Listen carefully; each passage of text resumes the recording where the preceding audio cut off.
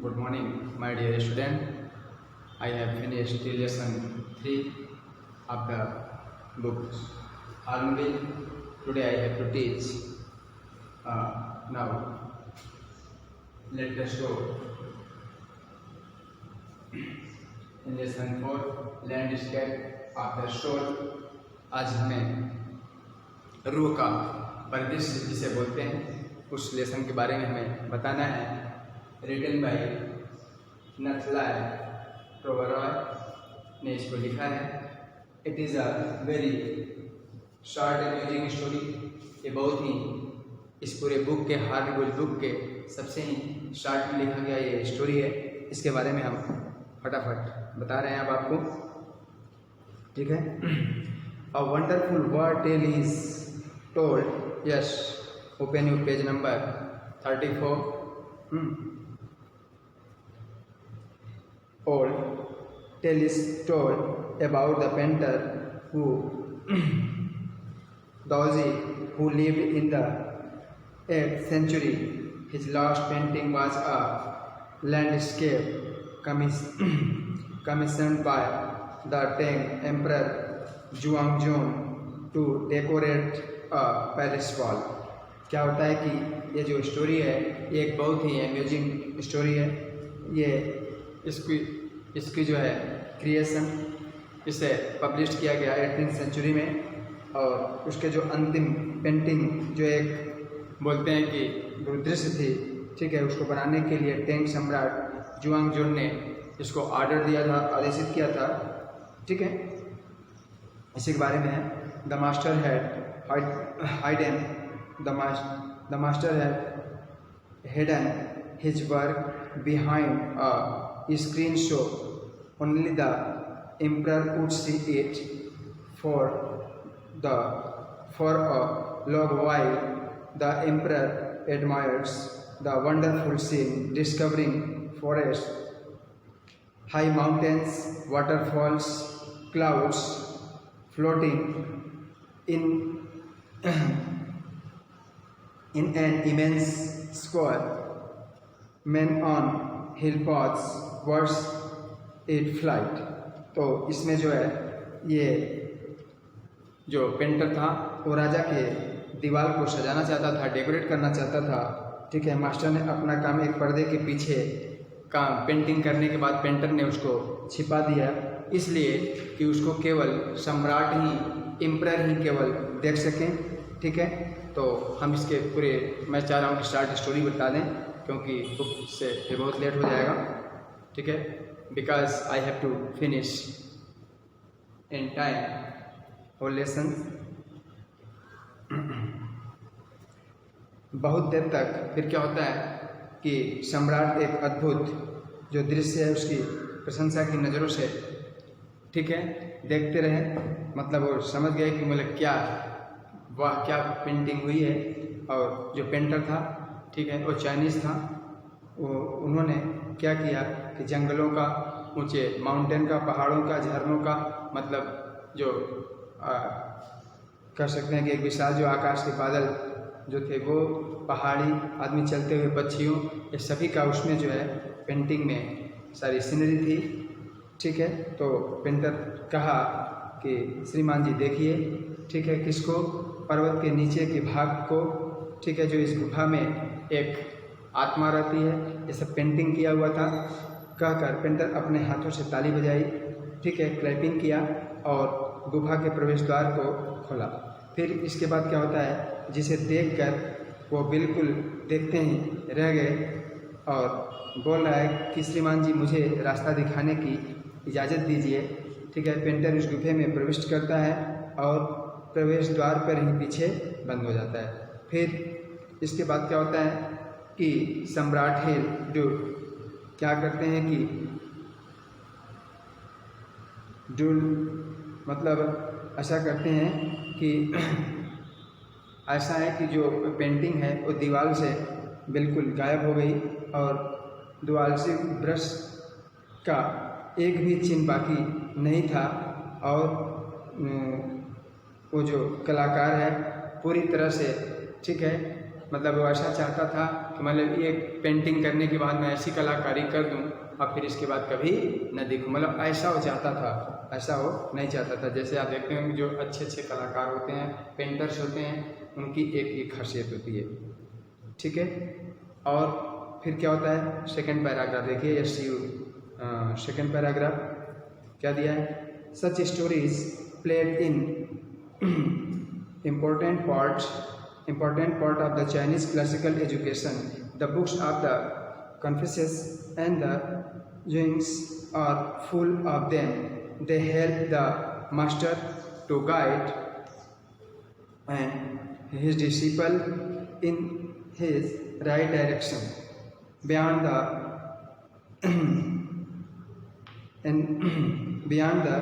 any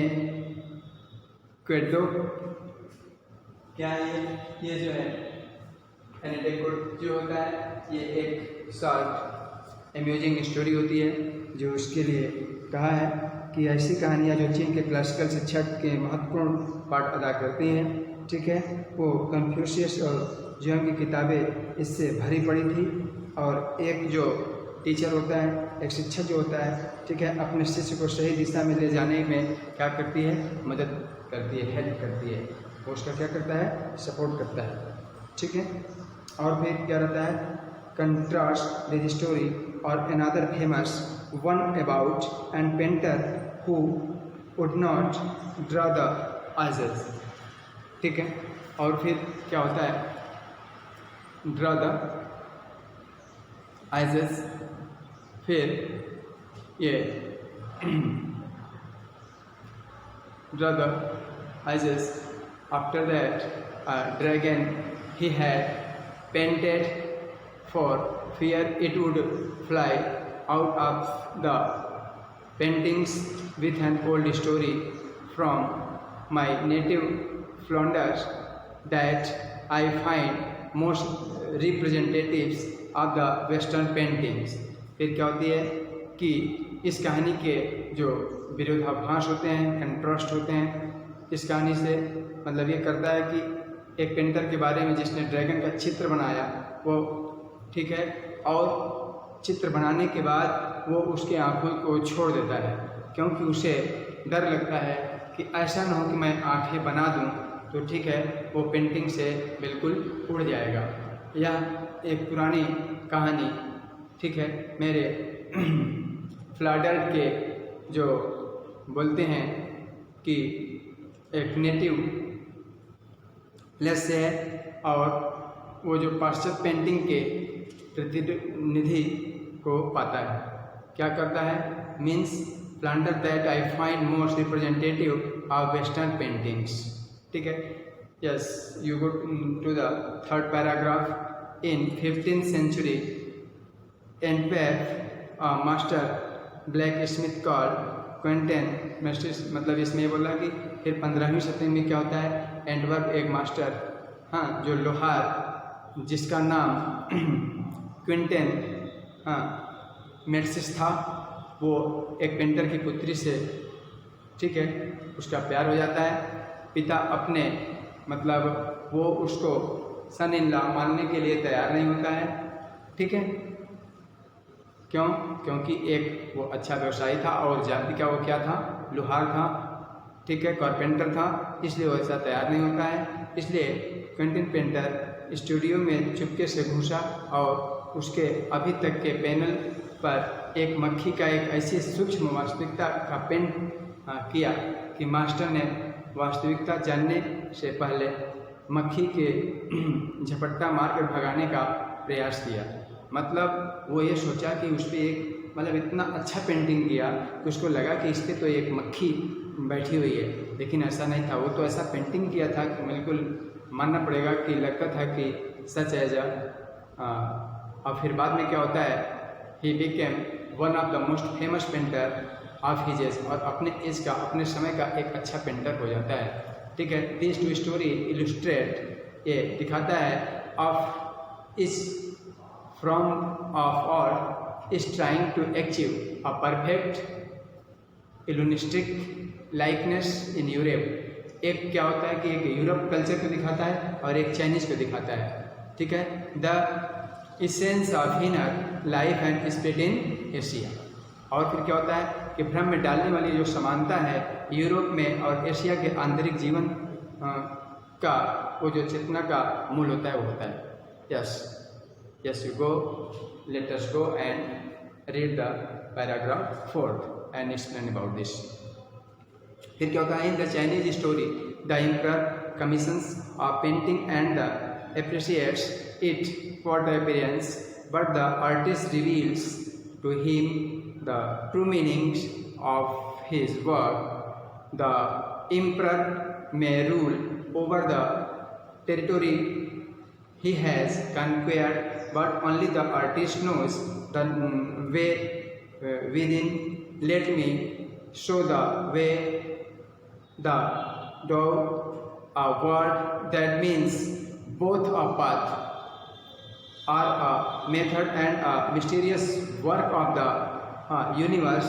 The paintings is gone, but the artist has reached his goal beyond any material appearance. कहने का मतलब ये है जो इसमें चीनी कहानी के एक सम्राट जो एक पेंटिंग का आदेश देता है, उसके बाहरी स्वरूप की प्रशंसा करता है, जो उसकी पेंटिंग रहती है उसके प्रेस करता है, किंतु कलाकार उसे अपने कार्य का सच्चा अर्थ समझाता है। क्या करता है, एम्परर जो रहता है अपने क्षेत्र में उसने जिसे उसने जीता है शासन कर सकता है, परंतु कलाकार अंदर रास्ता जानता है, ठीक है। किंतु रास्ता बनाने दो, मतलब ऐसा शब्द दोनों रास्तों और तरीकों का और विश्व के रहस्यमय कार्यों का पेंटिंग जा चुकी है, किंतु कलाकार अपनी मंजिल किसी भी तरह के पदार्थ के प्रकटीकरण में उस पार तक पहुंच गया है, मतलब अपने रास्ते से, ठीक है, मिसगाइडेड नहीं होता है। 5th numbers, yes, let us go and read the paragraph. Fifth, a classical Chinese landscape is not meant to reproduce an actual views as would a Western figurative paintings, whereas the European painters wants you to borrow his eyes and look at the particular landscape exactly as he saw it. It means इसमें एक classical चीनी भूक्षेत्र जो एक वास्तविक दृश्य को पुनः प्रस्तुत करने के लिए नहीं है, जैसा कि पश्चिमी पेंटिंग में है। जबकि यूरोपीय पेंटर चाहता है कि तुम उसकी आँखों को उधार ले लो और एक खास भूक्षेत्र की उस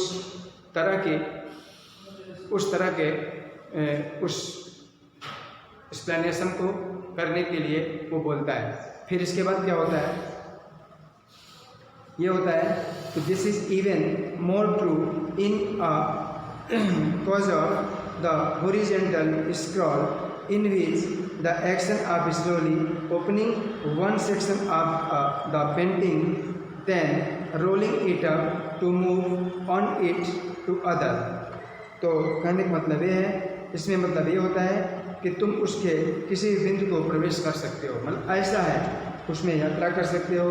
कलाकारी मतलब तुम उसके आँखों के लिए एक रास्ता तैयार करता है, फिर क्या करता है कि जो उसका ड्रैगन का आँख नहीं बनाया जाता है, फिर उसके लिए वो सोचता है ताकि तुम ऊपर नीचे यात्रा कर सको, तुम आराम से वापस आ सकते हो, या क्षितिज स्क्रॉल के मामले में ज़्यादा सच होगा। कहने का मतलब ये है कि एक जो कलाकार है, एक जो पेंटर है, वो अपने पूरे चाइनीज़ कल्चर को वहाँ पे शो अप करता है।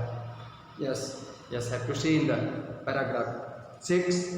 This concept is expressed as a sensory literary mountain water which used together represents the word landscape more than two elements of an image. These represent two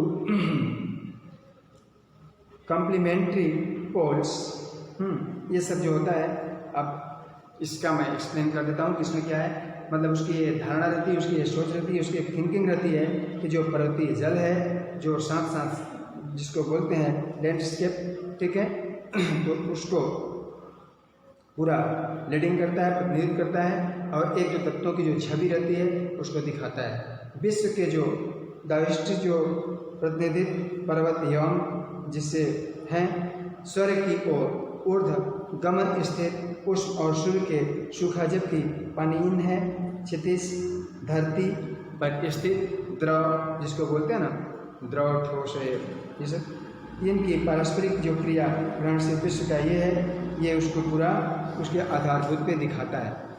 और प्रायः जो चीज़ नज़रअंदाज कर दी जाती है वह एक तीसरा तत्व है, हाँ, बीज की शून्यता, जहाँ पे पारंपरिक संबंध स्थान लेता है, ऐसा मतलब उसमें दिखाता है। ये जो लेसन है इसी को बताता है कि ये मध्य का जो शून्य अति आवश्यक है, उसे बिना कुछ भी नहीं हो सकता है। इसलिए क्या बोलता है कि यहाँ पे जो श्वेत है, मतलब जो आइसलैंड है, उसका महत्व है। चीनी भूक्षेत्र की पेंटिंग और पेंट, हाँ, का नहीं किया गया भाग है। This is also where man finds fundamental role in that इसके बिटवीन हेवन एंड अर्थ।